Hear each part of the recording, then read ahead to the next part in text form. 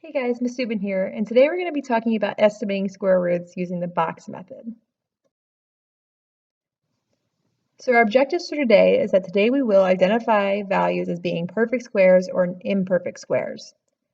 Now, today we will come up with an estimate for non-perfect squares written as a mixed number.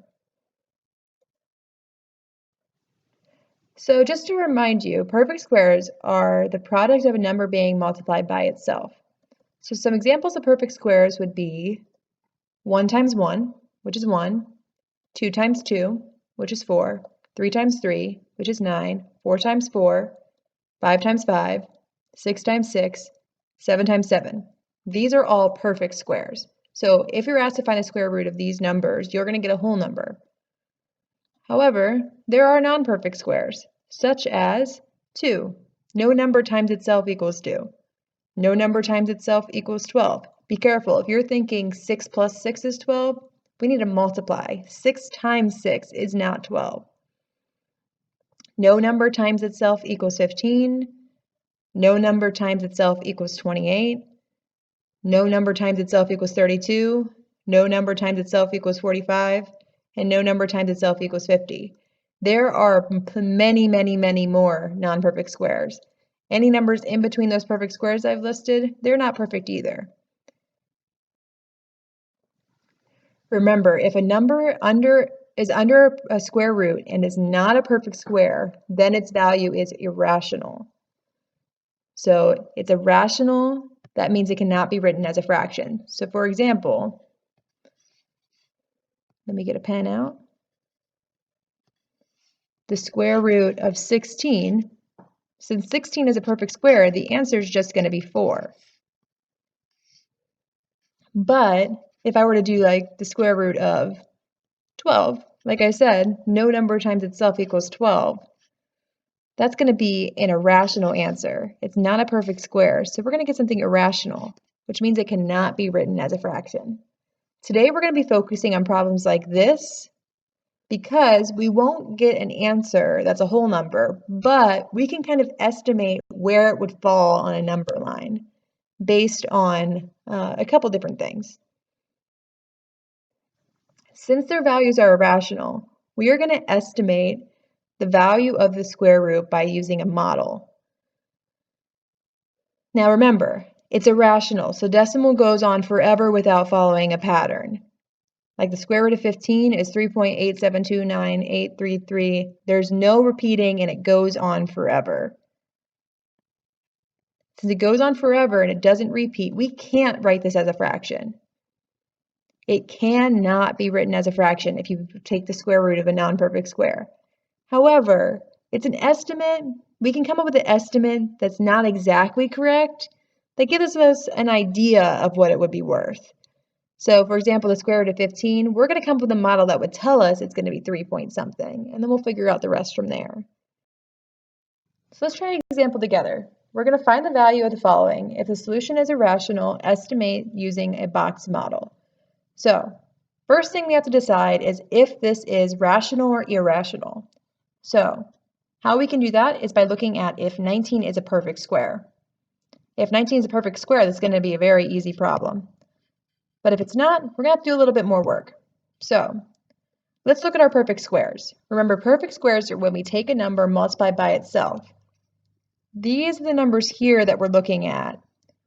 We want to see, is 19 one of these answers? Well, we get kind of close, but 19 is not on that list. So since 19 is not a perfect square, we need to see what is the closest perfect square without going over. So again, looking at these numbers here on this side, which one is the closest without going over?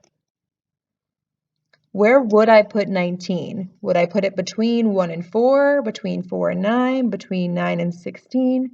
Where would I put 19? Well, 19 is going to be a little bit bigger than 16, but still smaller than 25. That's where I would put 19. So let's go ahead and start thinking through this problem. Let's look a little bit closer at our square root of 19. Now, square root of 19, again, is not a perfect square, so therefore it's an irrational number. We can only write this as a decimal. We cannot write irrational numbers as a fraction. However, we can estimate using a fraction. Now remember, an estimate is as close as we can get, or it's a really good guess, but it's not the exact answer. So let's go ahead and estimate what the square root of 19 would be. So the first thing we need to do is draw a perfect square with an area that's closest to 19 without going over. So let's go ahead and remember that 19 is not one of our perfect squares, but we can put it between 16 and 25. So we're going to draw the square that's a little bit smaller than 19, which is a 4 by 4. 1, 2, 3, 4. 1, 2, 3, 4. 1, 2, 3, 4. 2, 3, 4. Now this square has 1, 2, 3, 4, 5, 6, 7, 8, 9, 10, 11, 12, 13, 14, 15, 16 squares. So a 4 by 4 has 16 little squares. Now we're not trying to find the square root of 16, we're trying to find the square root of 19. So that means we're going to have to use a little bit bigger square to help us with finding this estimate. So I'm going to make this 4 by 4 square a little bit bigger by making it a little taller and a little bit wider. Now before we move on, I forgot to say, this 4 times 4 equals 16 already gives us our whole number here. We see how big the square is, and that tells us our whole number. This square was 4 by 4, so our whole number is going to be 4. Then we expanded our square by making it a little bit taller and a little bit wider.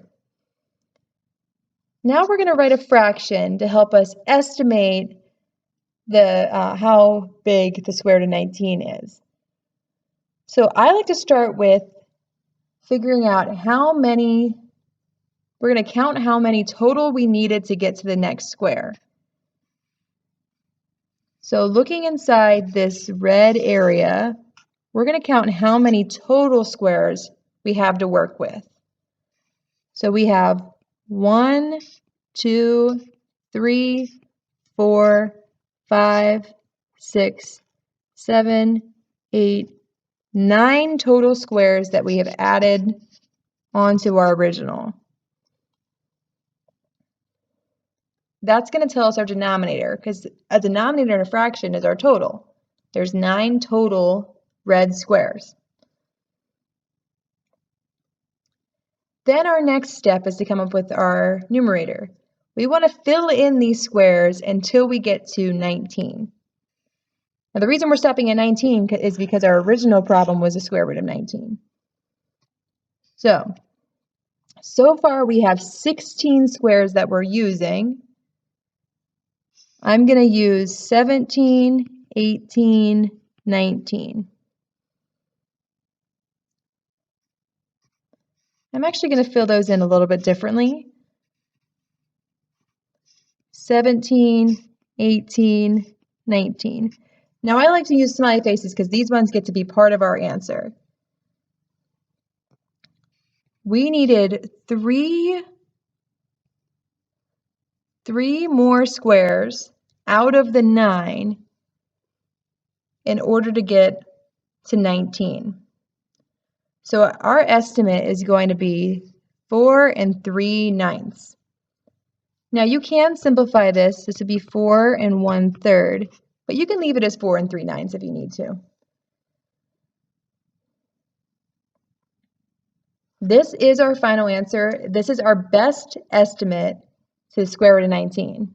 It's not the correct answer all the way, but it's what we're looking for. It's an estimate. It's as close as we can get right now. Last thing that we need to do is convert this into a decimal. I'm going to do this by keeping my whole number and then putting in my calculator 1 divided by 3, which will give me 0.3 repeating. Now there are a lot of steps I just went through, so we're going to try another one. So let's look at another example.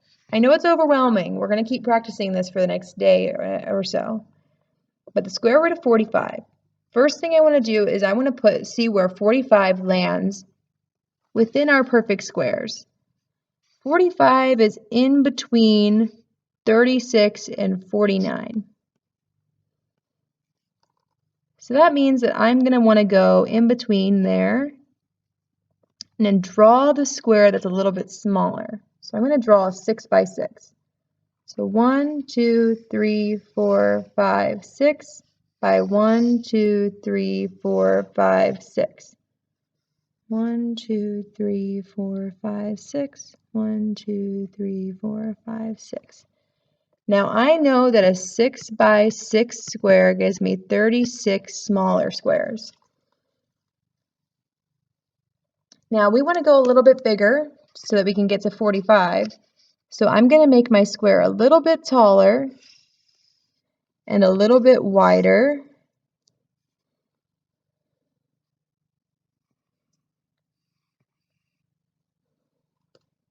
I almost forgot. We already have our whole number. Our whole number is how big our square is. So now we can start talking about the fraction. So it's not going to be 6 because 6 times 6 is 36. But 6 and something times 6 and something will give us square root of 45, or will give us 45.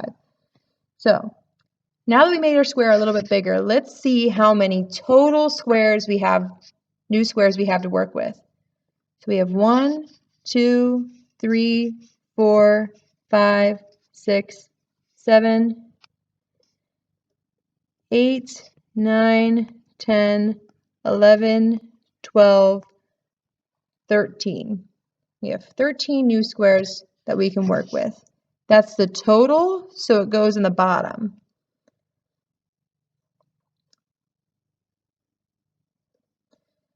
Then for our last step here, we're going to fill in the next square with the remaining count to 45.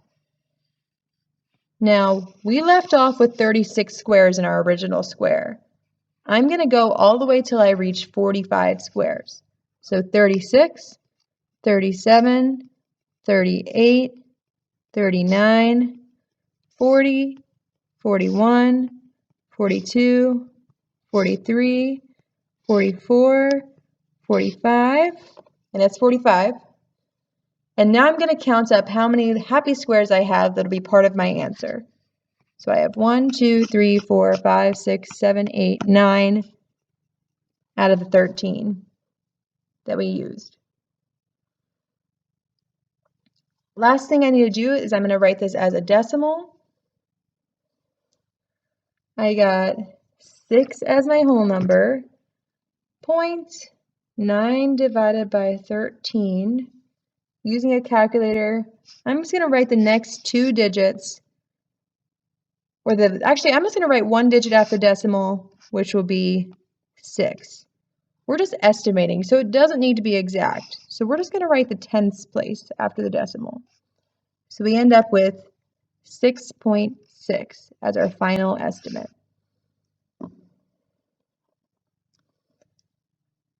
Let's try another one. Let's estimate the square root of 25. So again, first thing, we need to figure out which square we're going to draw. So I'm going to look down my list here, and I'm going to get as close to 25 without going over. Actually, this one's special. 25 is on here.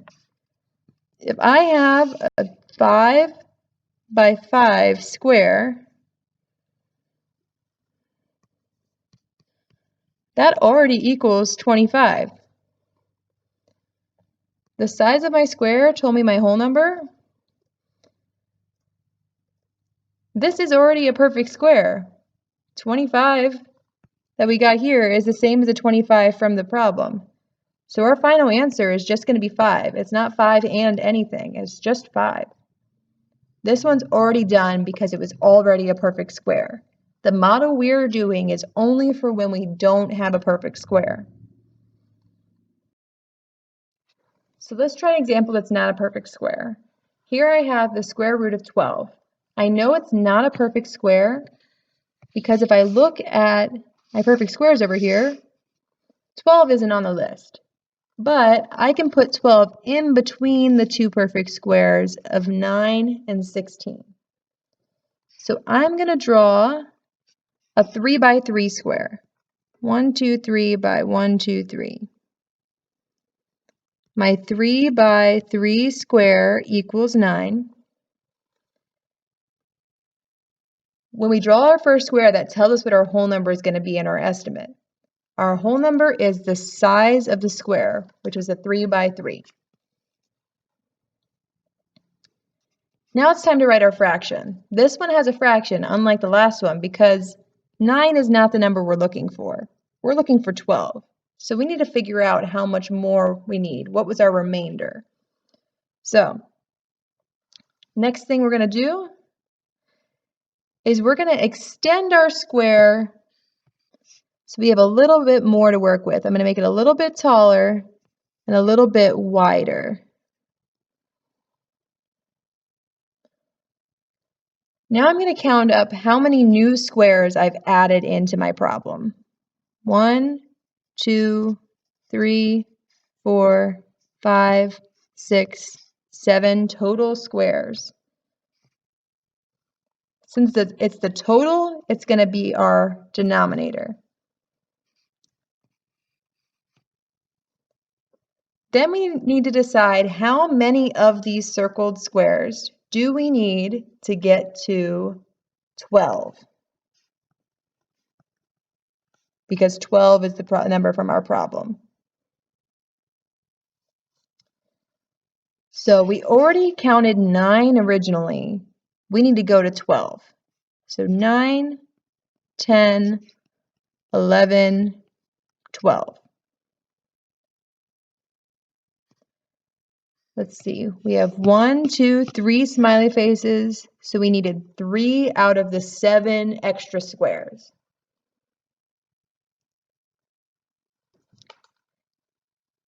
Last thing I want to do is I want to rewrite this as a decimal.